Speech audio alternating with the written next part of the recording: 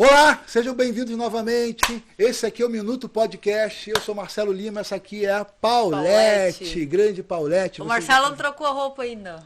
Não, Marcelo, não. toda semana com a mesma roupa. Isso aqui é meio americanizada, né? Não, você Capitão lavou, América. mas lavou pelo menos? Não, tá suja, mas tudo bem. Vamos Ele lá. grava assim. Hoje nós estamos aqui, sabe com quem? Uma pessoa mais que especial. Coronel Feres. Bem-vindo, Coronel Feres. Tudo bem? Obrigado. Boa Paula, noite. Paulette, Legal. Paulette, né? A gente chama de Paulette, Xará, mas Paulette. é o Xará. Somos xará, sou Paulo Sérgio. Paulo Marcelo, Paulo e Paulette. muito bacana estar aqui com vocês, bater esse papo bem descontraído, bem à vontade, sinto-se à vontade. Estou Isso aí. gostando muito do a gente ambiente, deixa a ambiente vontade antes, muito né? legal aqui. Coronel, como você viu aqui, a gente é o Pobre Cash. Aqui é tudo basicão, é tudo assim, da forma que a gente gosta, né? Bem à vontade, bem tranquilo, não tem muita, né? A gente toma vodka, né? Aí tem vodka ali. Eu vou para a estrada, eu não posso ir. Não, é chá água. verde. Então, a primeira coisa que a gente pergunta, né? Qual é a primeira pergunta que a gente faz, Paula? Fala aí, você já gravou, vai.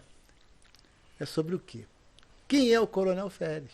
Verdade, Contar um pouquinho da sua história, para o pessoal Verdade. saber. Quem é Sei que o senhor é Coronel? muito conhecido, mas tem muita gente que às vezes não conhece. Não, muita gente. Né? Muita E como gente. é que você pode falar assim, pô, quem é o Coronel Feres? Coronel Feres é um coronel do Exército.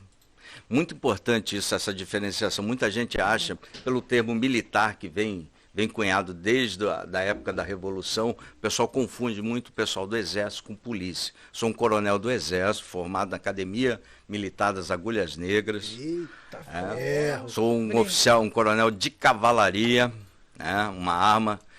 Quem não conhece, é uma especialidade, nós temos alguma especialidade na AMAN.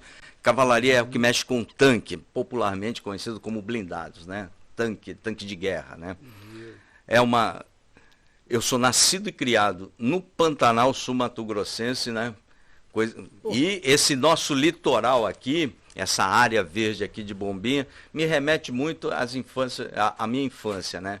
Sempre com muita natureza, muita água, né? Muito bicho, muita preservação ambiental. Eu gosto muito desse tema, dessa área, é importante. Muita gente acha que conservador não é um depredador da natureza. Não, é o contrário, né? A gente preserva muito, gosta muito dessa pauta.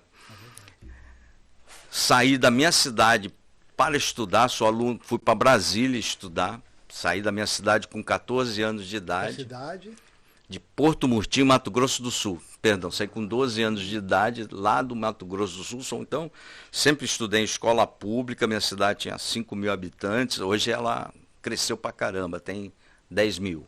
Então, nós sempre em escola pública, saí de lá para estudar em Brasília, sou aluno fundador do Colégio Militar de Brasília. Em 78, em 78 nós fomos para Brasília. Eu nasci em 78. Eu cheguei em Brasília. Aí, como eu vim de... Tu já estava dando tiro de fuzil? Não, era um molequinho, jogava bolinha de gude, pô. Era bom de bolinha de gude. Em 78, quando eu cheguei em Brasília, como eu vim de Porto Murtinho, meus pais, não, escola muito fraca do interior, aquela lenda urbana. E aí eu fiquei, o colégio militar me fizeram voltar 1 ano na escola, porque eu vim de uma escola teoricamente mais fraca, mas não era nada disso, né? O ensino público nivelava bem. Antigamente, né? Nivelava muito bem. Entrei para o Colégio Militar em 79 e quando cheguei em Brasília foi a primeira vez que eu vi televisão. Porto Murtinho não tinha televisão. Minha casa em Porto Murtinho tinha uma televisão. Meu pai, ele viu uma televisão na loja, comprou, mas eu ligava e eu via aquele chuvisco, né? Era só chuvisco, a gente ligava. A gente via a televisão, mas era só chuvisco, né? Não tinha imagem, não tinha retransmissor. Meu pai comprou para decorar a sala. Né? A gente ligava, só tinha chuvisco. Tinha lá, naquela área, né? Na minha cidade, a televisão chegou na minha cidade em 80. 79, 80. Era chique ter a televisão na sala de decoração. Era para decorar. E quando eu fui para Brasília, eu vi televisão, vi que tinha imagem, aquele caixote todo tinha imagem, tinha gente né? dentro, né? Tinha gente dentro lá falando. Fui aluno fundador do Colégio Militar de Brasília. De lá fui para a Escola Preparatória de Cadetes do Exército, em Campinas. Fiz 15 anos dentro de uma escola militar e segui minha vida dentro das Forças Armadas o tempo todo. Então, eu nasci numa vila militar em Porto Murtinho, me criei na vila militar, fui para um colégio militar e fiz 15 anos dentro da Escola Preparatória de Cadetes, de lá fui para a AMAN. E na Escola Preparatória de Cadetes teve uma coincidências da vida, né? Meu vizinho de armário, eu sempre fui de menor estatura, né? Não era tão quase anão.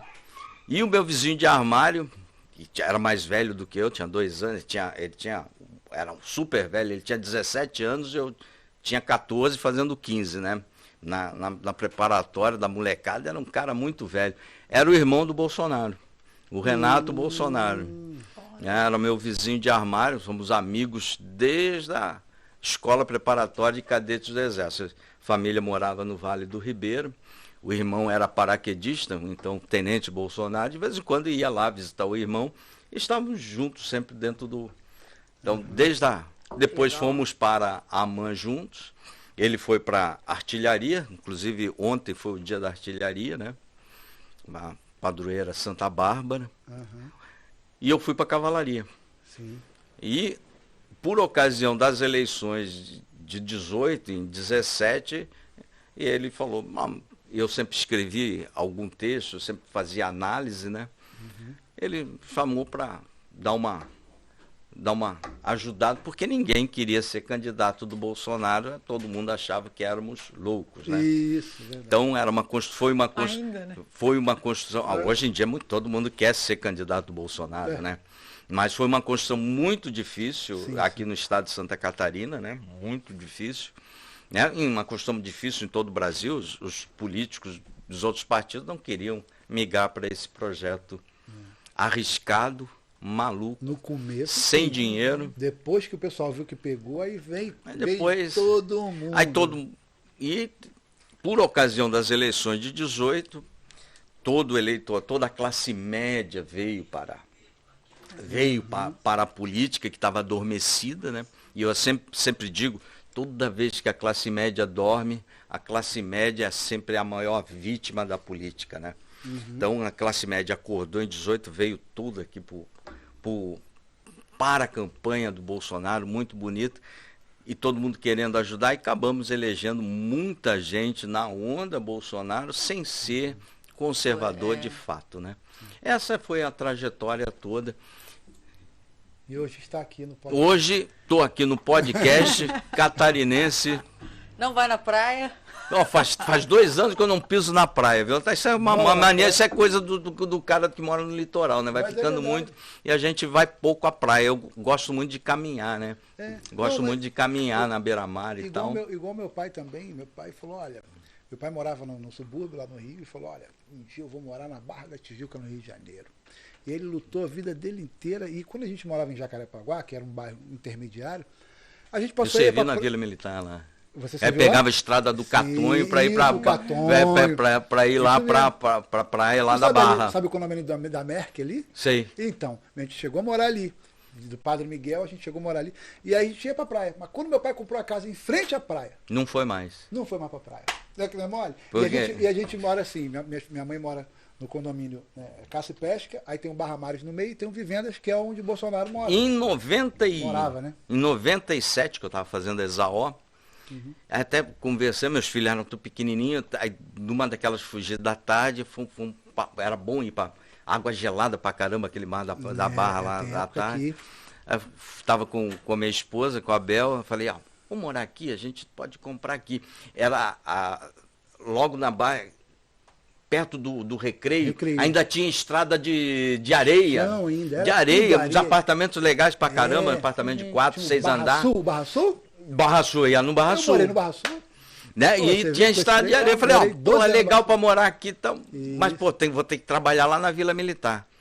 Aí falaram, vamos voltar para Campo Grande, lá no Mato Grosso do Sul e tal. Aí nós voltamos para Campo Grande, mas quase morei ali. Quase morei ali. Não morei porque a distância dali até a Vila Militar dava 2 horas, pô.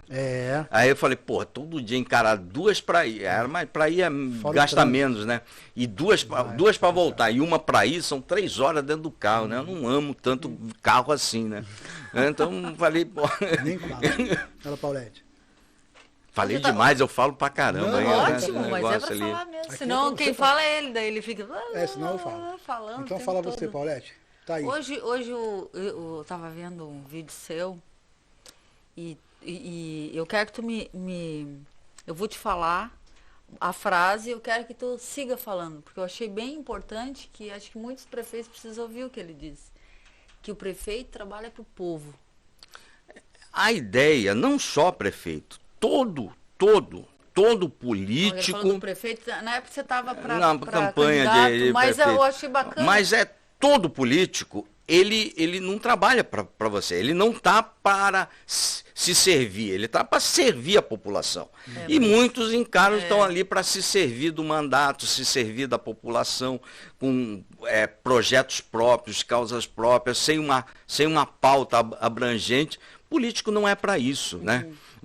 Político é para servir. Esse é o espírito que a gente traz da Academia Militar, dos militares. A gente está aqui para servir. A gente serve o país a vida inteira e depois coloca o nome à disposição para aqueles que querem militar na senda política, mas com o intuito sempre de servir. Político é sempre empregado do povo. Ele não é um empregador do povo. Ele é um empregado do povo. Então, não tem muito sentido, né? Cobrar, né? E aos poucos, falta a classe média acordar. A classe média, toda vez que a classe média dorme, a classe média sempre é a maior vítima da política. Sobretudo o conservadorismo. Conservadorismo e classe média, elas caminham juntinhos, né? Eu não consigo enxergar uma estrada conservadora sem classe média. E não consigo enxergar uma classe média, os sonhos de classe média, sem uma base conservadora bastante consistente. Então, a classe média, ela, pós-Constituição de 88, uns 10 anos depois da Constituição de 88, que foi aquele movimento, todo mundo queria liberdade, direta já, aquela coisa toda e tal. Uns 10 anos depois, a classe média foi viajar e dormiu. Quando a classe média acordou, e ela acordou em 17 e 18, na eleição do Bolsonaro, o Brasil já estava com uma legislação socialista, a classe média já estava trabalhando até agosto para pagar seus impostos. A educação tomada. A educação de escola pública, eu fui lá, Porto Murtinho, e passei todo mundo que tirava maiores notas do que todo mundo que estudou no Rio de Janeiro, estudou em Brasília.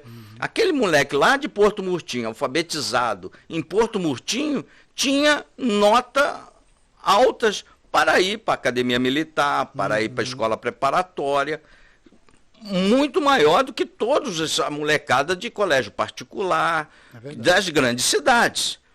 Então a classe média estava toda entubada, com a educação dos seus filhos dependendo de um sistema privado.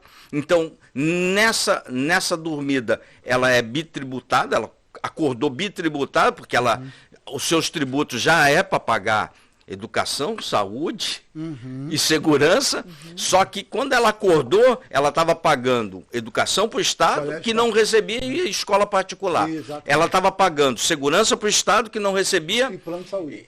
E plano de saúde. E a parte de segurança, o vigia da rua, a segurança privada. Isso. Então ela acordou toda bitributada. Perfeito. Em todos os seus aspectos. E a minha restrição, a plataforma dos ditos conservadores que elegemos em 2018, eles não estão interessados numa plataforma conservadora. São conservadores muito de casquinha fina.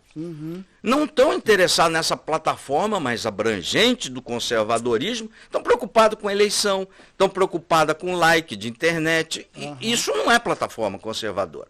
Isso é você estar se servindo de um mandato para garantir o seu espaço pessoal, político que seja. Então, isso eu tenho muita restrição a isso. Eu, até hoje, E você pode falar, o conservadorismo, você tem que ler Scruton para ser conservador? Não precisa. Tem um vídeo muito apropriado do Weintraub, não concordo com ele em alguns aspectos, mas o conservadorismo é aquele sonho de classe média, família sentada em torno da mesa, onde ele quer o seu filho bem empregado, sem estar dependente do Estado. Os netos com segurança. Uma estrada, um bom trabalho. Eu vi esse vídeo. É uma coisa simples. Sim. Mas, Coronel, eu queria fazer algumas perguntas que são assim, só você vai poder responder aqui, né? Vamos lá, em 64, o que aconteceu? Não chegou nem, na minha opinião. Há várias versões sobre 64. Vamos falar sobre a versão Qual que você real. quer? Vamos falar sobre o Brasil real. Né? Porque agora a gente tem que falar sobre o Brasil real e o Brasil virtual. O Brasil virtual é o que o pessoal está falando aí na CPI do Covid, o pessoal viaja, CPI do inventa, circo, nossa, CPI das narrativas. O Brasil das Cada 2 semanas Vamos falar tem sobre o que Brasil falar. real para quem viveu e para quem estava lá e poderia falar alguma coisa. Vamos dizer, 64 o senhor devia ser muito novo, mas o senhor devia estar lá. Mas em 64 houve essa situação de que a esquerda queria tomar o poder, não só no Brasil, era um movimento mundial, a China, a Rússia, o socialismo tomando conta todo naquele panorama, a gente sabe isso é história, é inegável. E o golpe né, socialista, eles iam tomar o poder aqui no Brasil, e aí o povo... 64 não era nem nascido. Não, peraí, não. O povo era assim, o povo foi para a rua. Não foram os militares que foram para a rua. O povo foi para a rua para que não acontecesse esse golpe socialista, que tinha na China, a Rússia, a União Soviética, vários países, né, já estavam alinhados com isso. E João Goulart, na época, estava alinhadíssimo, já estava conversando isso. Brizola junto, você sabe disso, quem sabe história sabe. E o que aconteceu? O povo foi para a rua, chamou o exército veio e, pum, não, aqui não vai ter. Foi isso que aconteceu. Isso é um fato. Quem falar diferente não sabe o que está falando. Está lendo livrinho de Paulo Freire, de história. Mas aqui te pergunta o seguinte, o militar,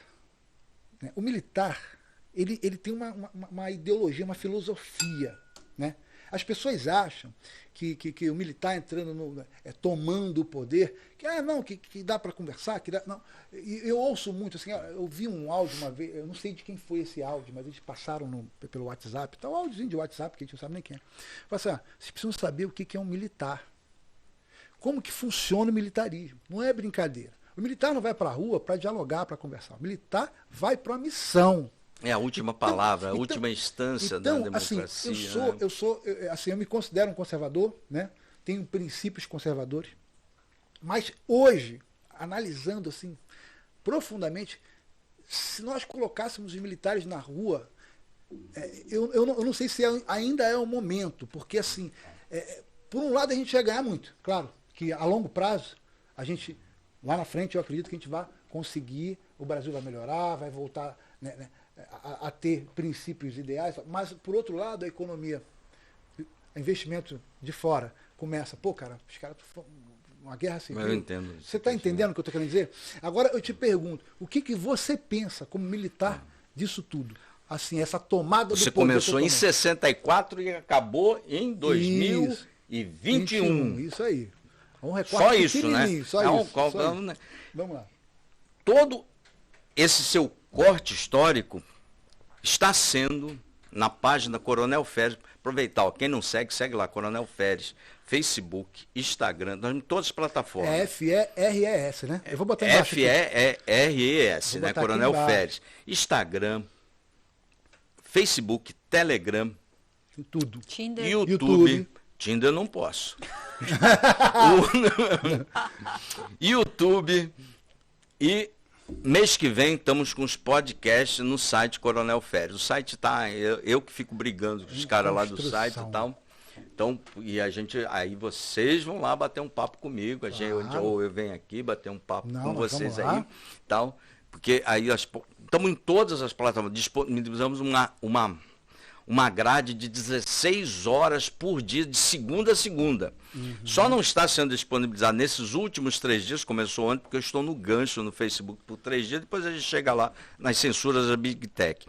Todo esse seu corte histórico, voltando à sua pergunta, fechando esse parêntese, é motivo, está sendo motivo nas minhas plataformas de esclarecimento através de lives semanais ao longo de todo o ano de 21. Então, eu reservei o ano inteiro de 21 para falar sobre isso que você me perguntou, ponto a ponto, porque tem que esclarecer as pessoas ponto a ponto, corte a corte, para que as pessoas possam entender. Senão não vão entender. Para que se chegue um momento como em 21, as pessoas teriam que entender presidencialismo de coalizão, nós vamos falar, teriam que entender como a Constituição de 88 foi desenhada, teriam que entender como a Constituição de 67 foi desenhada, teriam que entender como 64 surgiu e foi desenhado, teriam que entender o contexto histórico da década de 60, o contexto histórico da década de 70 e o contexto histórico da década de 21. Nós estamos fazendo isso através de live, então todas as lives que já foram feitas estão disponíveis. A gente dá um corte nessas lives apenas porque, por obrigação de trabalho, que a gente tem que falar, às vezes tem que colocar a CPI do circo, e aí tem que falar, e você dá um corte nisso aí. Às vezes a gente tem que dar uma falada com a classe média, você dá um corte, mas todo o sequencial do ano de 21 vai estar sendo desenvolvido em torno dessa temática de 64 até... O conservadorismo do Coronel é conservadorismo mesmo, é abrangente, é consistente, é uma plataforma conservadora em todos os segmentos, desde o bairro até o principal poder, até o executivo, né? Até a plataforma nacional.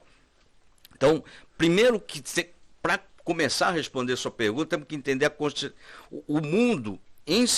Na década de 60, 70, ele estava vivendo um contexto que se chamava de Guerra Fria, né? O mundo era polarizado, União Soviética e os Estados Unidos, cada um querendo impor quem pode mais. O seu modo de enxergar o mundo, o seu modo ideologicamente de como. Então o mundo era dividido, ou pró-União Soviética, a China ainda muito incipiente nessa polarização. Ela estava lá no bloco o bloco comunista, mas o campo de influência mundial era dividido entre Estados Unidos e antiga União das Repúblicas Socialistas Soviéticas, né? Hoje virou Rússia, né? Está num outro campo, um pouco diferente disso aí. Então, tem que se entender esse contexto. Nesse contexto, o Brasil estava caminhando, toda a sociedade estava com muita infiltração marxista, de cunho comunista, nos sindicatos, nas Forças Armadas, no poder público, no segmento educacional, em todas as ramificações de poder do Estado. Foi quando a sociedade começou a enxergar e teve um discurso o discurso da voz da Central do Brasil, um discurso bastante inflamado, onde o Brizola convocava. O Brizola era o cabeça mesmo. Era um dos, né? Mas ele era estava um pouquinho ali em cima. O Brizola convocava o pessoal das praças das Forças Armadas a se insurgirem. Um discurso, acho que foi o discurso da Central do Brasil, à época, né? A sociedade em peso apoiou a tomada do regime militar. Tinha apoio da igreja, tinha apoio da mídia, do povo. Tanto é que na campanha de 18, o Bolsonaro citou o discurso do Roberto Marinho. Sim. Tinha apoio do Globo, Globo. Acho que só tinha um jornal que não apoiava, acho que era o Tribuna, alguma coisa, está me fugindo a memória aqui.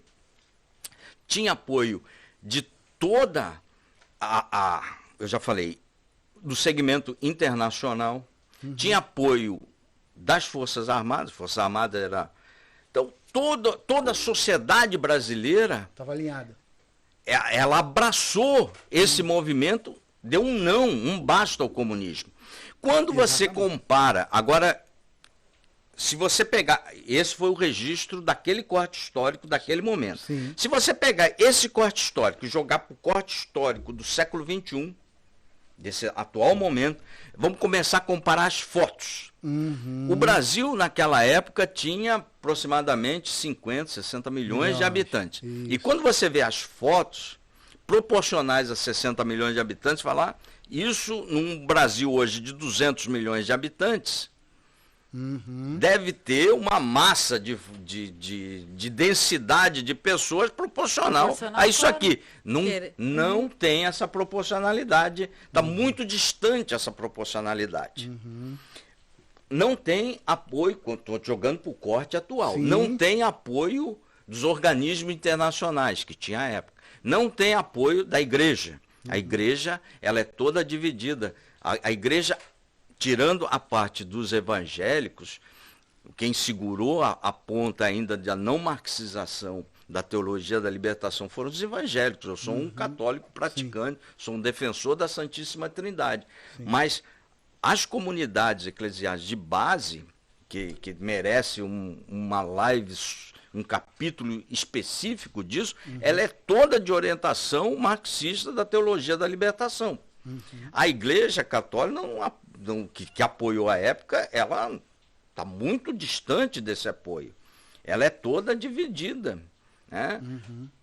A teologia da libertação está muito presente na América Latina e está muito presente nesse órgão chamado CNBB, que é uma das jabuticabas brasileiras que só existe aqui, né, no mundo. Mas isso é muito específico quando se estuda a parte de configuração religiosa desse movimento. Então, você não tem apoio da mídia, não tem apoio da igreja, tem um apoio de parte da sociedade. Não tem apoio internacional. Os contratos internacionais hoje são todos vinculados quanto de déficit. O mundo hoje é todo globalizado. O contrato que você assina aqui é cumprido lá na Austrália, na Índia. Ele é todo discutido. A organização, todos os contratos internacionais passam pela OMC. Então, a configuração histórica é completamente diferente. Você não consegue transpor momentos históricos. Né? As pautas são diferentes. E aí eu tenho umas frases, eu sempre digo, e as pessoas às vezes ficam, a solução não passa pelo fuzil, a solução passa pelo voto consciente. Exatamente. Se você, e esse movimento, nós militares das Forças Armadas, nós tradicionalmente, até 2018, nós não participávamos da vida política. Nada. Mesmo na reserva. Sim. A partir de 2018, tem uma demanda da população. Querem uma proposta séria. O nosso modo de pensar, agir e conduzir as coisas, a gente vai lançar, foram lançados em todos os estados do Brasil, candidaturas de oficiais militares, alinhados com esses valores, formados na Academia Militar das Agulhas Negras. É a mesma que formou o presidente, o vice-presidente, o general Heleno, mesmo que formou todo mundo aí, para a população escolher. A intervenção é sempre política hoje em dia, nunca pelas armas. Né? Mesmo porque o Exército, os moldes que foram configurados, a Constituição de 88, não é para o Exército consertar cagada de eleitor. Cabe o eleitor aprender o que é uma coligação partidária. Por isso que eu sou muito crítico a certos deputados bolsonaristas que na campanha municipal, municipal é diferente dos federais, são todas interligadas. O técnico de som pode não saber o que é uma coligação partidária, mas um deputado tem que saber, eu tenho que saber, um jornalista tem que saber, um diretor de partido tem que saber. E aí eu vejo deputados, ninguém me contou, deputados bolsonaristas pedindo voto para a coligação que tinha PV, Partido Verde da Marina Silva. Exatamente. É conservador? Não. Eu acho que não. Nem um pouco. Eu acho que apenas surfa na onda, que é bom fazer arminha e tal, e engana muita gente, porque muita gente desconhece. Não, municipal é que é meu vizinho. Mas seu vizinho é do PT, ele vai pedir voto Bolsonaro? Vai pedir voto para a plataforma conservadora? Não. Mas isso acontece. O caminho do voto, só para concluir Aham. isso aí, o caminho do voto é vereador, prefeito, deputado estadual, deputado federal, governador, deputado federal, senador, presidente. Esse é o caminho do voto. Aquilo que a gente, se nós escolhemos uma pauta presidencial que quer liberar a arma, quer dar maior acesso, falo liberar a arma entre aspas, dar maior acesso às pessoas que desejam a arma, que desejam portar a arma, que desejam ter uma arma para proteger a sua propriedade privada e abrir um parênteses. Muita gente acha que isso está relacionado com segurança. Não, no conservadorismo isso não está relacionado com segurança, isso está relacionado com a liberdade do indivíduo. A questão das armas, ela é relacionada com a liberdade do indivíduo de decisão. Você, Marcelo, vai ter, você, Paula, vai ter, se você assim achar que deve. Você vai decidir por você, não é o Estado que vai decidir por você. Então, está muito mais voltado para a liberdade do indivíduo do que para a questão de segurança. Né? Segurança entra como uma pauta acessória. Então, esse pessoal que não sabe o que é o caminho do voto, então ele reforça na base uma coligação que tem PV, que não vai pedir voto lá para as pautas conservadoras. Maioridade penal, todo conservador acha que tem que ter, eu defendo uma pauta de 14 anos, alguns defendem pauta de 16 anos. Mas o Podemos, por exemplo, onde vi vários deputados ditos bolsonaristas pedindo voto para o Podemos, ele é contra essa pauta. Exatamente. O PV é radicalmente contra essa pauta. E vi vários deputados bolsonaristas pedindo voto para a coligação do PV. Esses caras, na hora que forem deputados federais lá, eles vão apoiar os deputados federais alinhados com eles. Exatamente. Eles vão dar sim na nossa pauta? Não. Lá no Congresso? Não. E nós vamos continuar a chupar dedo, como estamos a chupar dedo na questão das armas, em decreto, maioridade penal, nem se discute mais. As pautas que... O Bolsonaro, eu sou um conservador liberal, adoro pauta econômica, é importantíssimo. Sim. Mas o Bolsonaro não foi eleito pelas pautas econômicas. Não. Ninguém abraçou. Tanto é que o nosso movimento não tinha pauta econômica, era só costume. A pauta econômica foi depois de muita insistência interna para entregar para os liberais. Foi isso em metade de 17, 18 já. Sim. Né? Eu falo isso. Demais. Nada, né? mas é isso aí, mas é uma aula, a gente está tendo uma aula. Não, mas você tem que falar. Tem que falar. Mas é bem isso aí. Não, o senhor, resumindo, o que o senhor quis dizer é que são dois contextos diferentes. Os contextos e a história diferentes. É diferente. Hoje é através da política que a gente vai através resolver o problema do Brasil. E todos eles, tudo passa pela política. Sim. Desde o acesso aqui. Pô, aqui é uma cidade maravilhosa. Toda a Costa Esmeralda nossa é maravilhosa. Mas nós temos problema de acesso. O acesso não se resolve, se resolve através da política.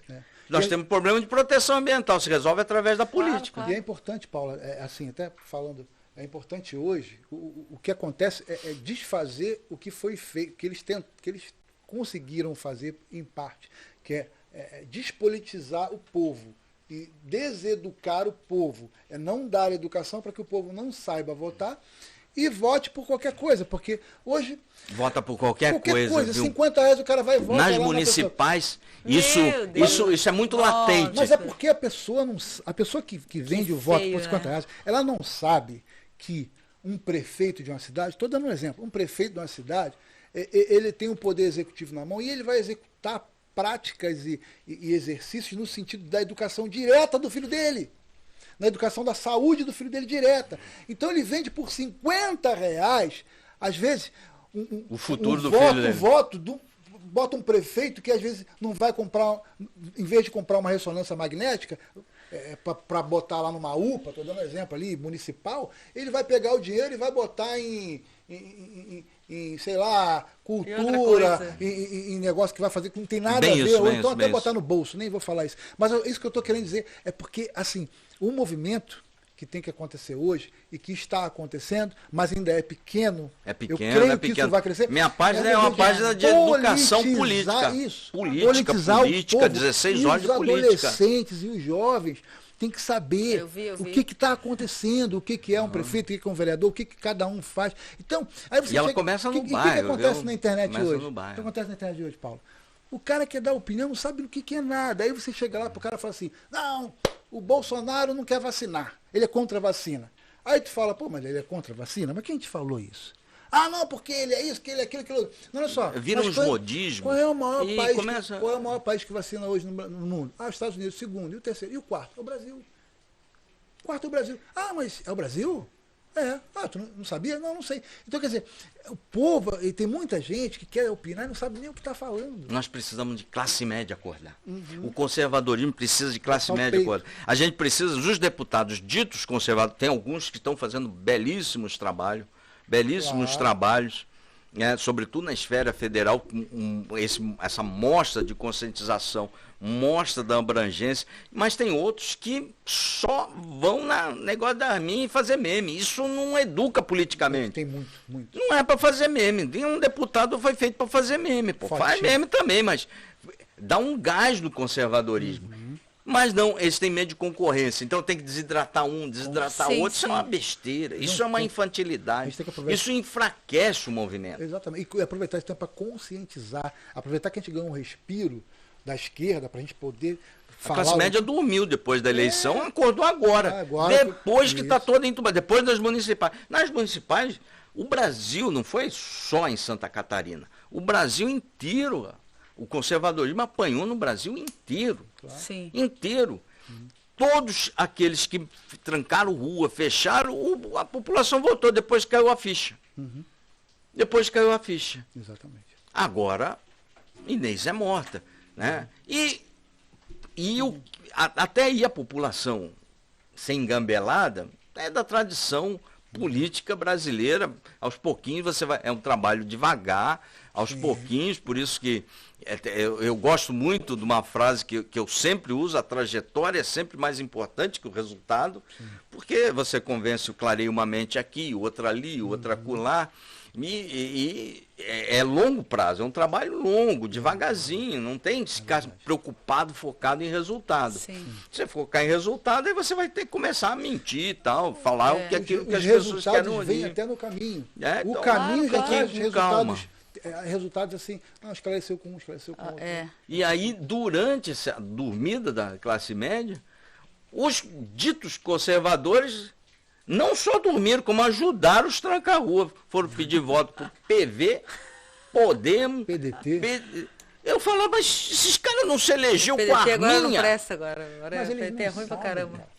Pô, o cara é deputado, pô. Ganha 25, 30 pau por mês. Tu acha que 115 conto o gabinete lá de funcionário, 22 assessores. Você acha que o Moisés sabia o que era ser um governador? Até hoje ele não sabe, cara. Moisés é um caso à parte. O Moisés. Entendeu? O Moisés é. Coisa, né, do Moisés. Não. Eu vou além. O Moisés é um caso à parte. O Moisés, a construção por Moisés chegar a governador foi uma construção no acaso. O Moisés precisava dar coerência para a chapa do PSL e precisava encaixar um governador para a chapa ter coerência, que era a chapa pura. Tá? E aí ele foi colocado lá pelo Lucas Esmeraldino numa construção do acaso, e ninguém sabia o que ele pensava e o que ele achava do mundo, que ele não sabia. Ele não sabe nem agora ainda, né? Ninguém sabe ainda. E, na sequência, descobrimos tardiamente que a gente também não sabia que certos deputados pensavam e acham das coisas. Sim. Haja vista o desempenho. As pessoas, eu gosto muito da frase do Bolsonaro: frase não mata, o que mata é ação, roubo, corrupção. Frase não mata. A ação dos deputados feriu muito o conservadorismo, que foram eleitos na bandeira ao pedir voto para o PV, Podemos, feriu muito. Isso aí fica registrado. Mas voltando ao seu Moisés, o senhor Moisés protagonizou na história política de todo o sul do Brasil a maior traição política do sul do país desde da República. Ele traiu o voto do eleitor. O catarinense baniu as velhas oligarquias do poder, aqueles que estavam roubando nos últimos 30 anos. Deu um mês depois, o Moisés: para aí, vocês que foram mandados embora pelo eleitor catarinense, para aí, eu quero vocês todos de volta. Ele trouxe todos de volta para o poder de novo. Então, ele traiu o voto de confiança do eleitor. Sim. É uma coisa muito grave. Ele traiu toda a sua base. A base do PSL cabia numa Kombi. Cabia toda aqui nessa sala, aqui, apertadinha, cabia toda a base do PSL. Uns 60 caras. E ele conseguiu trair a base. Ele conseguiu trair a base do PSL. Bom, hein, ele. Porque eu já vi gente trair voto de confiança do eleitor, mas não traiu a base. Já vi gente trair a base e não traiu o voto de confiança. E ele foi além. Ele traiu o cara que ele o elegeu, que foi Jair Bolsonaro. Eu já vi gente trair cara que o elegeu, mas não traiu a base. Mas não traiu o voto de confiança. Já vi trair o voto de confiança, traiu o cara, mas não traiu a base. Ele conseguiu. Ele fechou tudo. Ele protagonizou a maior traição política do sul do país. Eu não vejo nenhum deputado falar isso, porque todos estavam tocando música com ele lá na agronômica, sobretudo estaduais. Quando acabou a eleição, pedi para o Lucas, era o presidente do Lucas ainda, avisei o Lucas, os cargos da Alesc são dos meninos dos deputados estaduais que disputaram a eleição para fazerem política conservadora. Sim. Os cargos do partido PSL conquistado são dos deputados estaduais da Alesc. Os suplentes federais são problema com os federais, mas os estaduais têm, o partido conquistou lá os... Sabe o que os deputados estaduais fizeram? Não, tiraram todos os suplentes, deputados estaduais, e dividiram entre suas assessorias. Então você já tem 20 assessores mais 2 do partido, ficou com 20 e poucos.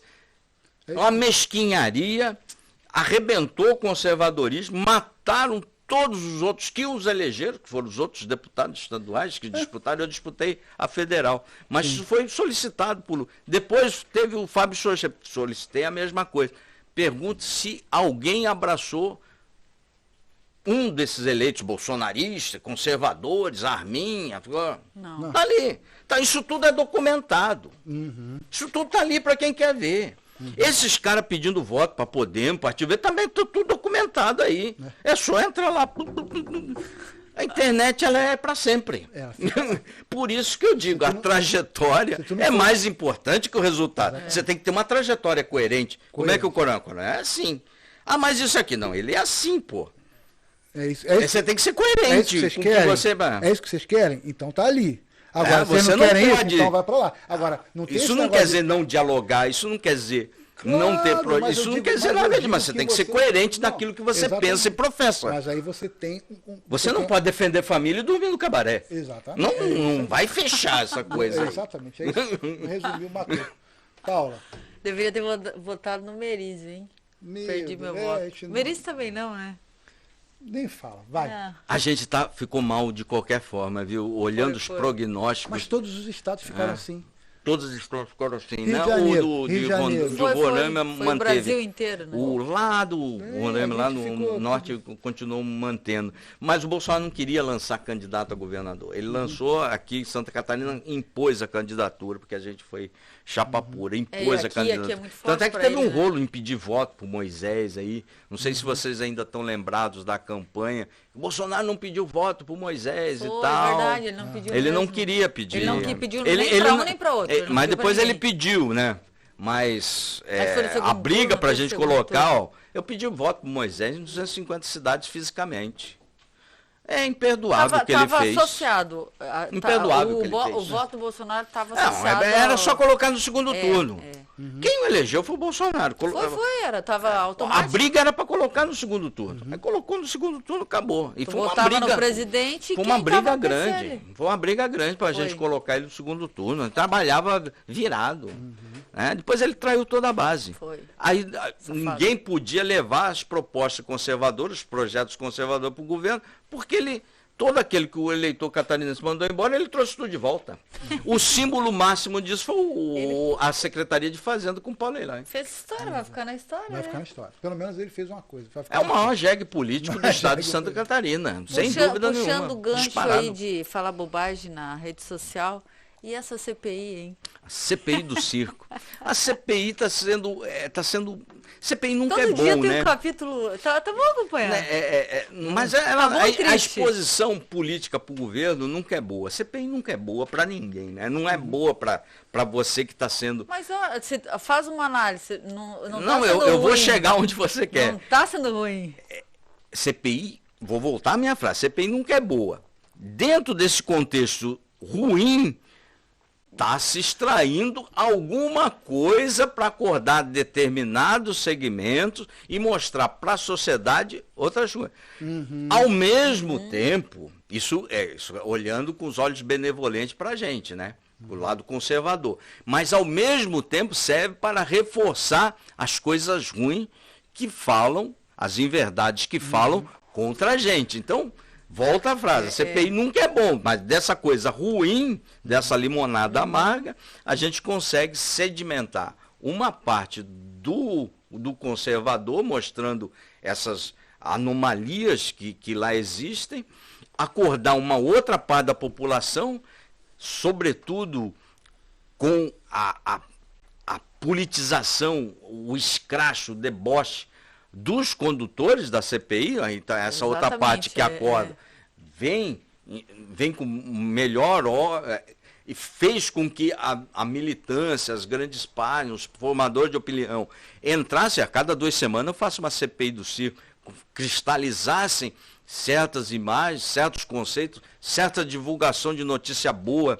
A gente começou a dar uma importância a divulgar mais notícias boas que não existia, mas tudo isso foi obrigado, porque senão a cristalização do outro lado, porque é importante a CPI do Círculo aproveitar o seu espaço aqui, para que o ouvinte, quem está nos assistindo, entenda. A CPI do Círculo fala especificamente para 3 públicos, e muita gente não se dá conta disso. Ela fala para a imprensa, então a imprensa dá lugar de destaque para o seu Renan Calheiros, para o seu Aziz, para o seu Randolph, o tempo todo, nas grandes mainstream de comunicação, que na Globo, CNN, eles têm full liberação lá. Então, quando a Globo aperta e a CNN eles apertam o play e dão destaque para esses 3 caboclos, eles atingem um público de 30 milhões de pessoas instantaneamente. Coisa que nós levamos uma semana, se todo mundo trabalhar na rede, muito para levar. Então, eles atingem muita gente. Então, a Globo enfraquece, mas continua sendo um play global muito forte, uma gigante do mundo de comunicação. Claro. Por mais que a gente enfraqueça, bata, ela continua sendo gigante, né? Um gigante talvez perdeu um dedinho, mas ele continua sendo um gigante de comunicação. Detém o monopólio de mercado. Claro. Um dos monopólios. Então, ela atinge muita gente. Então ela fala para a imprensa que quer o pescoço do governo federal. Isso. Ela fala para a turma de esquerda, que reforça o Bolsonaro genocida, não comprou vacina, não assinou o contrato da Wi-Fi, ignorou 81,5, esse treco todo. Isso mesmo. Bolsonaro assassino, isso mesmo. Compra vacina. Bolsonaro assassino, compra não sei o quê. Eles falam para o público deles. E a CPI também fala para o pessoal, que pouca gente se dá conta, para o pessoal que está tentando construir a terceira via, que se junta ao discurso da esquerda para dar a pancada no governo. Então, ela fala para alguns segmentos ditos liberais, que estão juntinho, misturado com a esquerda. Aí está, nessa terceira via, está a turma do Podemos, está a turma do DEM, está a turma do MDB, parte do MDB, está a turma do Novo, que está construindo a terceira via. Tudo isso, os nossos arautos do bolsonarismo, sobretudo aqui no Estado, ou são burros ou não enxergaram, porque não viram isso aí, pediram voto para esses caras todos aí. Mas eu digo uma coisa. Por isso que eu falo, o conservadorismo ele é muito mais do que você fazer arminha e dizer que gosta de dar tiro no estande. Mas tem uma coisa muito interessante acontecendo também, Coronel. Eu digo assim. E a gente e o nosso público está se cristalizando, consolidando. Então, mas uma coisa interessante, uma coisa interessante está acontecendo no país e tudo nesse contexto. Por exemplo, João Amoedo se posicionou, né, contra o Bolsonaro. Mas não significa que todo mundo, os deputados do Novo, se posicionam ou não. Ele não tem maioria, ele não controla o Novo. Está acontecendo uma rachadura dentro de partidos como esse, como o Novo.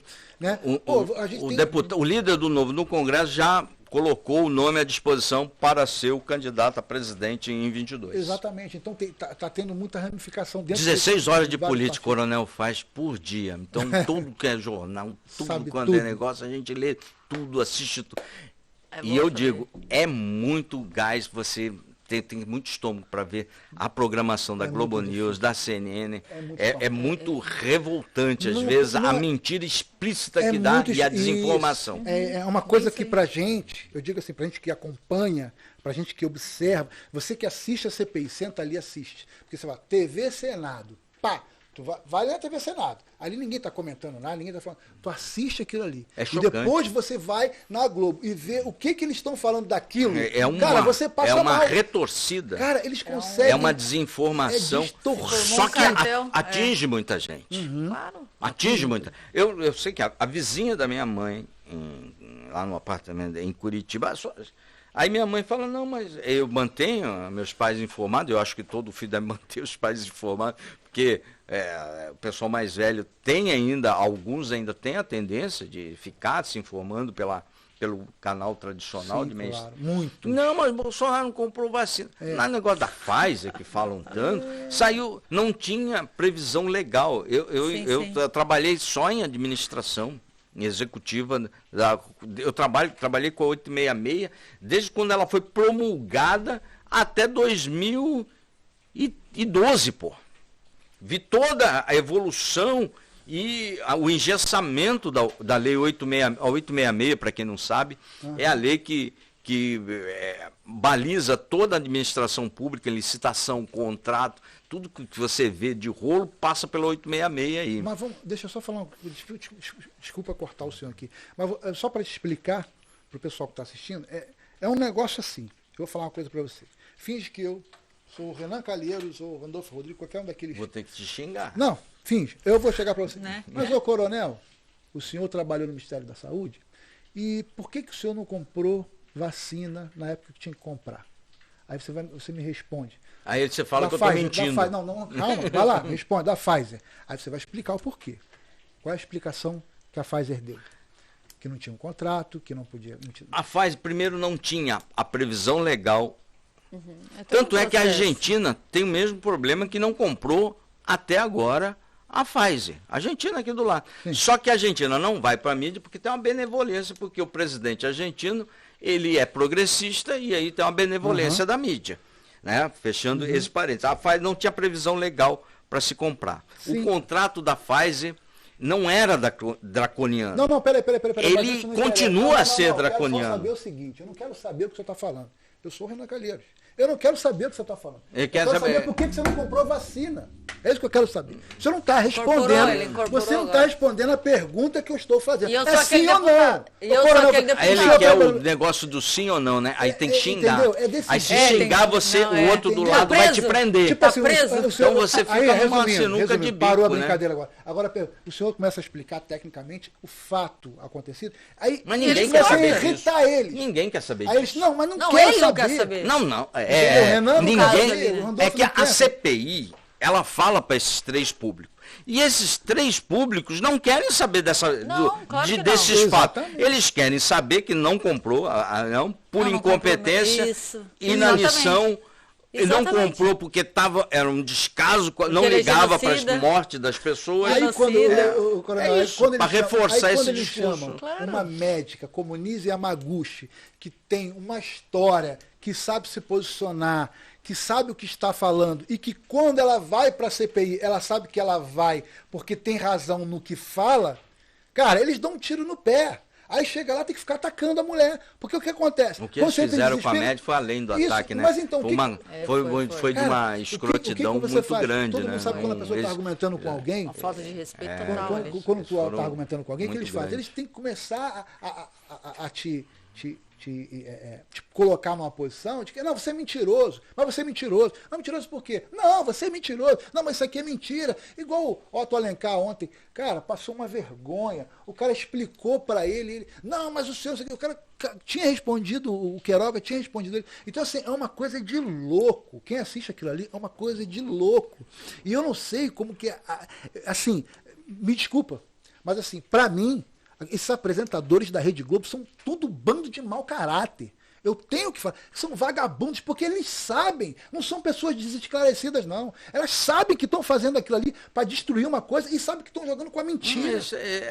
A Lobo tomou plano, todo mundo sabe. É vagabundagem. Não, mas é assim. São pessoas esclarecidas do mal. Pessoas que estão ali. Porque, cara, Alexandre Garcia tomou uma posição. Falou, não, gente, tchau, tô indo embora. Eu não vou me vender para isso aqui, não. Eu vou te dar um contraponto. Parte das pessoas esclarecidas que não é progressista, não é nada, então, parte compra esse discurso. Parte compra esse discurso. Até hoje estava discutindo, estava brincando, muito amigo meu, ele é editor do Valor Econômico. É um jornal da Globo, bastante sério, da parte de economia, referencial de mercado, né? Faz a primeira. Aí eu sempre brinco, tem que escrever direitinho o valor aí. É uma oposição explícita ao governo Bolsonaro. Claro, né? mas... Eu falei, vocês torcem contra. Não, o valor não torce contra o Brasil dar certo. Eu falei, me mostra uma parte que o valor torce contra o Brasil dar certo. Eu falei, eu vou mostrar. Não, agora eu tenho que ler o valor até o final do ano aí para mostrar onde o valor está não torcendo para onde o Brasil dá errado. Eu vou ganhar minha aposta aí. Mas, coronel... Mas parte dos eleitores compra essa versão. Porque parte das pessoas se informam com o mainstream tradicional, que é Globo, Valor, Estadão, Rede Globo, CNN. Quando a CNN bota um apresentador como William Vac, que é de cunho liberal pra caramba, mas tem um histórico de prestação de serviço do jornalismo, ele tem peso. E as pessoas falam, tem credibilidade. Quando o Alexandre Garcia, que você citou, se posiciona, tem peso, tem credibilidade. É o mesmo peso. Só que um está ali na CNN, emprestando sua credibilidade. O Alexandre também estava na CNN, não sei se ainda de vez em quando participava de um comentário na CNN. Muito pequenininha. O Coppola já foi pro gancho. Mas isso, você empresta essas credibilidades. Exatamente. 30 anos, por exemplo, vocês dois aqui, vocês foram criados vendo os comentaristas da Globo. Sim. Como referência em jornalismo. Sim. Vocês só descobriram que faziam um jornalismo progressivo. Ela não faz bem progressivo. A Globo manipula mudança comportamental, né? Sim. Essa é a pauta progressista, é mudança de rumo de comportamento, né? E todo mainstream é contra o Bolsonaro. Nós temos dinheiro, um fator agora, um fator totalmente diferente que nunca houve, que é novo. É o fator da falta de dinheiro para as propagandas nas estatais dentro da Rede Globo Televisão. Esse é o fator. Eu acho que é um dos fatores. Por isso que hoje é um dos fatores. Lembra do Collor? A Globo fez o Collor. Sim, mas não tinha Facebook, não tinha nada. Sim. Era Globo. Então, era aquela coisa, era o Collor. Aí aconteceu o que aconteceu. Hoje é diferente, tá? A Globo tá aí, as grandes mídias, os grandes repórteres, jornalistas que têm peso, como tu diz. Mas a gente tem uma ferramenta muito importante. Sim. Mas depende muito dos formadores de opinião de rede social. Aí, se nós não melhorarmos nossos formadores de opinião, se a gente começar... Porque tem formador de opinião as pessoas não que desinformam também. Claro, como tem de tudo. E que arrebenta com a gente, que arrebenta com o conservadorismo. Acho que o conservadorismo é uma plataforma de maluco. Radical. Esse é o discurso. Isso, por quê? Porque pega alguns exemplos fora da curva, que na verdade não são conservadores, são eleitores do Bolsonaro, mas não são assim, um conservador. E que desinforma. Isso afeta na parte de voto. Não, se você for pegar, esquece o que foi falado, esquece. Se você for pegar, fazer um recorte do trabalho que o presidente Bolsonaro tem feito na presidência, é 100% conservador. Apesar de que o pessoal sempre falava que ia sofrer uma ameaça de que o militarismo entrar, que não tem nada disso não, mas não houve. Então se você pegar até falei ali, a gente acredita piamente que toda intervenção é pelo voto o Bolsonaro está seguindo 100% a agenda conservadora e liberal na economia. 100%. O cara está ali nota 10. Ninguém tem o que falar. Né? Muita gente que apoiava o governo Bolsonaro, alguns ditos conservadores, até se dizem conservadores até hoje. Não, o Bolsonaro, a lista das 70 e tantas traições, 30 e poucos, às vezes quando eu ouço esse... Porque não entendem, não entendem aquilo que eu falei que eu falei, me referi no início do programa. PDT, Eles não entendem o que é presidencialismo de coalizão. Por isso que esse ano a gente está ensinando as pessoas que não adianta você ter uma plataforma conservadora, eu sou conservador, eu vou fazer isso. Se você não entender, seu eleitor, não entender o que é o presidencialismo de coalizão, que veio com a Constituição de 88, você vai ficar cobrando de um cara uma coisa que ele não pode entregar. É igual... E o eleitor vai chegar na paranoia de votar numa agenda conservadora aqui, Bolsonaro, por exemplo, e votar num deputado que não vai dar o sim para essa agenda. Resultado, o que ele vai levar? Ele não vai levar nada. Ele não vai levar nem a agenda conservadora que ele votou e nem a agenda do deputado que ele votou aqui. Ele não vai levar nada. Exatamente. Porque não tem o que a gente chama de alinhamento de convergência programática e ideológica. Por isso que, voltam lá, é inadmissível um deputado se diz bolsonarista, que se diz conservador, pedir voto para Podemos, PV, essa turma toda. Não dá esse alinhamento. Desde a base do chão até o telhado da casa. O Bolsonaro é o telhado. Configura que a pessoa está atrás do voto e para ficar na cadeira. Não está nem aí. E aí você vota... eu adoro, por exemplo, estamos aqui na cidade, adoro a deputada Paulinha, foi prefeita aqui e tal, da minha cidade aqui, um minuto para de Bombinhas aqui. Aí você vota na deputado do PDT, que foi expulso do PDT do Lula livre. Mas ao mesmo tempo vota no Bolsonaro aqui do lado. Exatamente. Você não vai receber nem o coisa do Bolsonaro e nem a coisa da Paulinha. Você não vai receber nenhuma. Você não vai receber nada. E não poderia ter sido eu. Porque se eu falo isso, vão falar que é implicância. Se fosse, mas agora alguém que vem de fora. Está com medo de processo, né? É o momento das coisas. Não, é exatamente. Eu vou dar um exemplo ao contrário. Por exemplo, você vai votar num. Você vai votar num prefeito que é bolsonarista. E vai votar no presidente Lula. Você não vai receber nem a pauta conservadora e nem a pauta de esquerda do Lula. Perfeito. Você vai votar abacaxi não e banana não. Você vai receber uma outra fruta híbrida aqui no meio que não é... Não sabe o que tu quer? Nem uma coisa nem outra. Se você votou no Lula, você começa do deputado do Lula, vereador do Lula, e vai até o Lula. Exatamente. Se você votou no Bolsonaro, vai do vereador do Bolsonaro, passando por... Porque o voto, ele tem o caminho do voto, é a escadinha. Agora, o problema é que tem vereador que nem sabe o que é isso que a gente está falando. Por quê? Tá entendendo? Não tem deputado que não sabe o que a gente está falando. O deputado sabe, não fez de pilantragem. Não, ele está falando de ignorância mesmo. O vereador até aceita ignorância, o deputado não. O deputado é pilantragem. A gente não tem que aceitar nenhum, mas tem. Mas o vereador a gente aceita ignorância porque o vereador saiu do bairro. Talvez tenha pouco estudo, é uma representação do bairro. A gente dá o desconto. Dá um desconto. Dá um desconto. Dá pra dar um desconto. Tem que dar um desconto. Meu Deus do céu. Mas deputado não. Aqui tem que dar um desconto de deputado não. Aqui em Bombinhas tem que dar um desconto de 80%. Aqui, meu Deus do céu. Meu Deus. Que é demais. Mas deixa eu falar. Mas o que acontece é exatamente isso. O pessoal tem que... Eu posso falar sem problema. Eu não falo porque eu não conheço, cara. Né? Nem queira. Aí eu não gosto de falar de que eu não conheço. Eu só falo daquilo que eu conheço e estudo. Mas até o eleitor bolsonarista, o eleitor... Não esqueça essa palavra, Bolsonaro. O eleitor conservador. Vamos falar Bolsonaro é transitório. Isso é transitório. E eu conheço desde quando ele não era. Desde quando não era. Quando saiu. Vereador, pô. Então, desde tenente para quem diz. Tem que entender exatamente isso. Né? Que existe uma organização, que existe uma ideologia, que existe um caminho, que existem pessoas que representam essa ideia de vida, entendeu? Essa ideia de gestão. Se você uma linha reta, né? Então, não, a minha amiga ali, vou votar na Paula, minha amiga.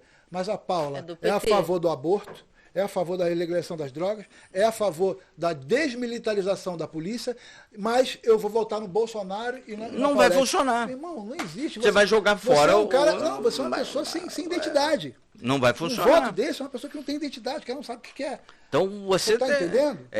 E outra coisa, eu vou falar aqui, vou mais a fundo, é você se alinhar até como cidadão. Vou dizer assim, por exemplo. Você fica perdido como cidadão. Eu estou aqui. Fica complicado. Como é que você vai defender isso? Não, escuta, eu estou aqui. Estou te dando isso é um exemplo, tá? Não estou querendo. Mas vamos dizer ali, a prefeita ali de Itapema, por exemplo. Daqui a pouco ela me diz, Marcelo, quero que você faça parte aqui do nosso, prestar o serviço aqui e tal.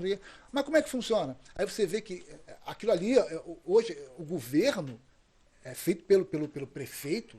Ele tem as ideologias e os pensamentos dele. E ali, e é natural que tenha, você vai fazer parte de um projeto que ideologicamente, de repente, vai contra o seu.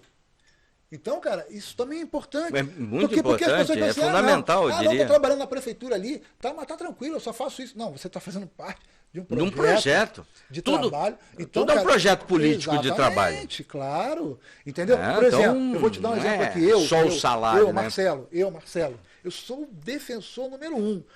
Querem votar em mim aí para vereador? Eu vou ser o número 1 defensor da educação. Então quem vai votar no Marcelo é o cara que é da educação, que defende a educação e que quer as melhorias para a educação. Mas a educação não é educação por educação. Não, educação correta. Né? De repente trazer um colégio cívico-militar para cá, aquela educação conservadora, aquilo que a gente já tinha. Ainda tem, os projetos são todos projetos de escolas de grandes estruturas. Aí você vai me chamar, acredito muito você vai fazer parte, vamos fazer parte de um projeto aí entra um prefeito do PT. Cara, que eu vou, Marcelo, vou ser um secretário de educação do prefeito do PT, cara, não vou conseguir fazer nada, porque eles não querem o que eu quero. Então, é exatamente isso. Não é só votar por votar. Não é só chegar lá e votar. Não, votar é fundamental. Eu gostei. É fundamental para a democracia. Porque na época a gente votava, tudo passa pelo votou voto. no Collor porque o Collor era bonito. As mulheres, não, ele é bonito, pelo menos ele é bonito. Mas ele é bonito até hoje. E já ouvi amigos meus, não são amigos formados. Eu falo isso, cara, é um absurdo. O cara fala assim, não, eu vou votar porque pelo menos ele veio aqui, falou que vai botar refletor aqui na quadra, pelo menos vai fazer alguma coisa para mim, porque ninguém faz nada. Eu falei, cara, você é maluco, cara. Não, isso aí, como é que ninguém faz nada? Claro que faz sim. Agora, esse aí não vai fazer. Eu ligo para ele toda semana. Eu falo brinco. Ele, falo, e aí, chegou aí o holofote aí da quadra? Aí, pô, para de palhaçada, cara. Para de palhaçada. Eu falo em toda live sim, live não. Aí quando vem na cabeça eu falo, mas é uma coisa repetitiva que eu sempre fico... É tão simples nas cidades você verificar o quão importante é seu voto. É só você sair de casa. Passar na escola do seu filho. Hoje, se ele não estuda na escola particular, vai numa escola pública do bairro. Vai no posto de saúde. Vai no hospital, se tem hospital. Eu torço para que a nossa prefeita aqui de Itapema entregue o hospital. Nós precisamos muito do hospital. Não só Itapema, a região toda precisa. Vai atender Bombinha também. Então, espero que entregue. Porque esse hospital elegeu 3 prefeitos sem existir. A mesma plataforma de hospital elegeu 3 prefeitos sem ele ter existido. Isso aí está tudo no plano de governo. Em 3, elegeu o Sabino, elegeu a primeira eleição a prefeita Nilza, agora elegeu ela de novo com a mesma plataforma da conferência. Eu espero que entregue o hospital. Nós precisamos do hospital. Mas o eleitor também tem que acordar, pô. 3 prefeitos foram eleitos por um hospital, por um terreno que não existe.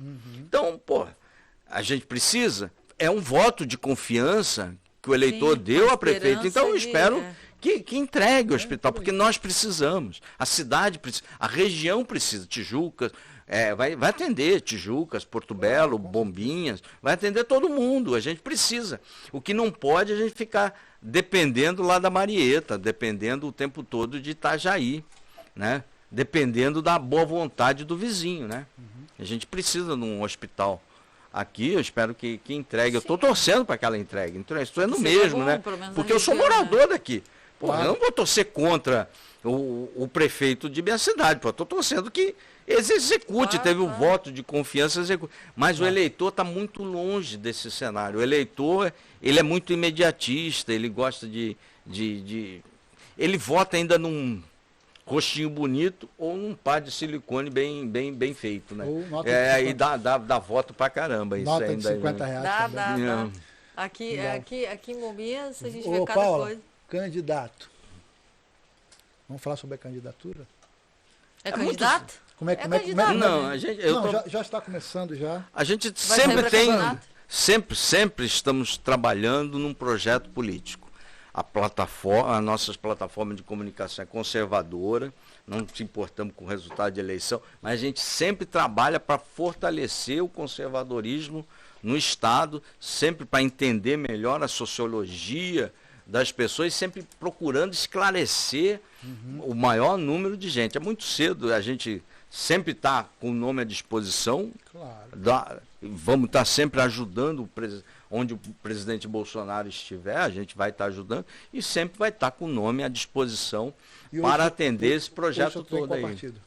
Hoje eu estou no PL, né? Eu não me desfilei, estou esperando a decisão do presidente para ver muito, não me preocupo muito com o PL. Não tem uma identidade cultural do PL. O senador Jorginho Melo cumpriu comigo direitinho, foi direito comigo, por ocasião da eleição municipal. Mas eu vou estar junto com o presidente Bolsonaro. Eu entrei para a política graças ao irmão do Bolsonaro que pediu que eu entrasse. Enquanto eles estiverem ali, eu vou ser fiel e vou ser leal às pessoas, porque mesmo eu não tenho motivo nenhum para abandonar esse projeto, né? Eu acredito ainda, nós somos formados na AMAN, os laços que nos unem são poucos diferentes que os laços de política. Partido é muito importante. E eu sou daqueles que defendem, eu acho que o partido é muito importante. No entanto, eu não tenho uma identificação ainda com nenhum partido existente. Porque o conservador, eu acho que todo mundo que tem uma plataforma conservadora, bem conservadora, consistente, não tem ainda nenhum partido que tenha um conteúdo pragmático. PDT? Não, PDT a gente... É sério. O PDT é sério. Coronel, se a gente for... É sério. Não estou falando que não seja... mas não tem uma plataforma conservadora. Não, nenhuma. PDT, né? Mas não tem uma plataforma conservadora. Eu vejo o Ciro xingando o Bolsonaro, eu vou lá e xingo ele. Não, o PDT é o partido de esquerda do Sul, de Santa Catarina. Ele é um partido de esquerda, um partido sério, mas não tem a ver com aquilo que eu penso, com aquilo que eu defendo e com aquela visão de mundo que eu tenho para a sociedade, né? Eu quero... Agora, em off, eu vou te falar, tem um partido legal vindo aí, mas só em off, não posso falar aqui, galera, porque senão eu vou espalhar. Tem um partido que está bem alinhado, é pequeno, claro, mas é um partido que está vindo bem alinhado e com uma boa estrutura. Para de falar esse nome aqui. Para de falar esse nome aqui, perto da gente. Mas eu vou estar, eu não estou preocupado com o partido, eu vou estar junto com o presidente Bolsonaro. Ele já quer desfiliar, já. Bolsonaro vai para esse partido. Dê a dica, hein? Já está lá. Vamos lá. Bolsonaro está bem alinhado com o partido aí. Vamos ver que bicho vai dar. Vamos aguardar. Aguardar. Se a gente for ficar conversando aqui... eu falo demais, né? Eu falo demais. Porque é muito bom e é programa para 6 horas. Tem conteúdo, né? Programa para 6 horas, porque é muito gostoso. A gente vai falar de política, de bater papo. Tem bastante história. Uma disposição aí, para a hora que vocês acharem que deve, a gente volta aí, bate um papo aí sobre o outro assunto específico que vocês queiram. Mas o pessoal vai poder te acompanhar. Né? Vamos botar aqui embaixo, como é que é? @Coronel Féres em qualquer plataforma. Muita gente, isso era importante, muita gente acha que está entendendo de política, fazendo política por WhatsApp. Por exemplo, vou dar um exemplo aqui do Coronel. A gente tem uma plataforma de 16 horas de política. Para você, o WhatsApp tem 205, se o grupo estiver grande, tem 256 pessoas. Isso, você tem que mandar um a um. Sim. Você não tem alcance. Então, não tem, para você abastecer todos os grupos de WhatsApp, você tem que ter uma equipe, vários funcionários, não tem. Então, ninguém acompanha a política, o dinamismo da política por WhatsApp. De vez em quando, uma vez cada 2 semanas, eu posto alguma coisinha no WhatsApp. Mas as pessoas acham que estão fazendo política por WhatsApp, não estão. Aqueles que gostam da dinâmica de grupo, tem que ir para o Telegram. Segue Coronel Féres no Telegram. Tem um grupo vinculado, Direito a Volver, e aí você tem um monte de gente ali e você consegue manter pelo menos 80% da grade sua, você consegue manter no Telegram, e você vai ter todos eles no Telegram. No WhatsApp não dá. Não tem Telegram aí, agora eu quero. Não, o Telegram eu tenho o Badu, Né? Par perfeito. Isso eu não posso, não posso. Casado. Brincadeira, não tenho nada, só tenho o Instagram. Já só. fui bom nisso, agora não posso, né? É aquela história, não dá, conservador. Né? Foi muito bom receber o senhor aqui. Vamos fechar esse programa aqui, né, Paula? Nota 10, mais um que está aqui com a gente fechado. Muito legal. A última pergunta. O que o Lula vai receber em 2022? Eu espero que ele receba, após a eleição, uma condenação e volte para a cadeia, né? Isso. Ele vai perder a eleição e depois ele volta para a cadeia. Tu acredita que ele consegue fazer mais que 30%? 30, né? Acho que 30 aí. Olha, 28. eu vou falar uma coisa que muito bolsonarista pode ficar brabo. Eu acho que o Bolsonaro ele ganha com o Lula e o Lula ganha com o Bolsonaro. Sim. Eu acho que sim. A gente precisa. É uma análise muito boa. Eu acho que se empatar. entrar Lula com qualquer um outro, o outro ganha. Por isso que os 30%, eu acho que não tem 30%, né? Entre os 20% e 30% de esquerda, se firmarem o pé com o Lula, eu acho que fica legal, tá bom. Porque aí mata a terceira via. Mas é isso aí. Eu também acho. Perfeito. Bem isso mesmo. Galera, claro, com certeza. Muita gente não gosta que eu fale isso, mas esse é o cenário, é o melhor cenário para a gente conservador, embater com o Lula. E de tete a tete. Né? E aí eu acho que mata qualquer, vai deixar muita gente... Vai ter que engolir tudo que falou e vai ter que votar num ou no outro, né? Vamos continuar falando. Vamos continuar falando. Mas o importante ele não dorme. Importante é o dedão na urna, né? O confirma, né? Na hora Nota 10. Coronel Félix. Vamos passar 4 anos falando... Vamos falar mal de novo. Fascista, pessimista. Vamos falar tudo. Coisa, só não conseguem comprovar. Coronel Félix, obrigado. Eu que agradeço a vocês aí, 10, a gentileza. Obrigado. Muito obrigado aí por e lá terem chamado. Tem nome lá, frente... Aqui. Você usa lá frente conservadora? Não, como é que é? Você bota lá. Deixa eu ver aqui. Nas suas postagens lá tem. Coronel Félix e tal, você bota lá frente. Não. Eu sempre coloco direito a volver. Direito a volver.